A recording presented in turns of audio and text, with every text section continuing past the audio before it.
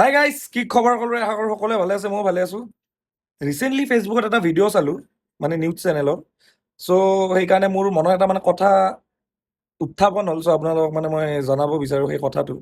Questions হয় এইটো, আমাৰ যিমান নিউজ চেনেলবিলাক আছে, কিবা এটা ঘটনা হোৱাৰ লগে লগে ছোৱালীৰ মুখখন যে ব্লাৰ কৰি দিয়ে, ল'ৰাৰ মুখখন ব্লাৰ কৰি নিদিয়ে, কিয়? ৰিজনটো কি? কাৰণ আমিতো সকলোৱে কওঁ অল আৰ ইকুৱেল বুলি। চ' এই নিউজ চেনেলবিলাকত ইকুৱেলিটিটো ক'ত যায়? এই ল'ৰাৰ মুখখন পুৰা স্পষ্টকে দেখা পালে আৰু এনেকে লাল দাগ এটা মাৰি দিয়ে নহয়, আৰু ছোৱালীবিলাকৰ জাষ্ট ব্লাৰ কৰি দিয়ে। কিয়? ছোৱালীৰ চেল্ফ ৰেচপেক্ট আছে, ল'ৰাৰ চেল্ফ ৰেচপেক্ট নাই নেকি?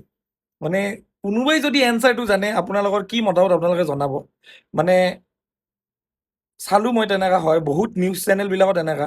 সেইকাৰণে আপোনালোককো মই ৰিকুৱেষ্ট বুলি নহয়, জাষ্ট সুধিব বিচাৰোঁ, সেই কুৱেশ্যনটোৰ এনচাৰ কি হ'ব? আপোনালোকৰ পইণ্ট অফ ভিউটো ক'ব, সেইটোৱে। আৰু যদি ভিডিঅ'টো চাই ভাল পালে লাইক কমেণ্ট শ্বেয়াৰ মাৰি দিব।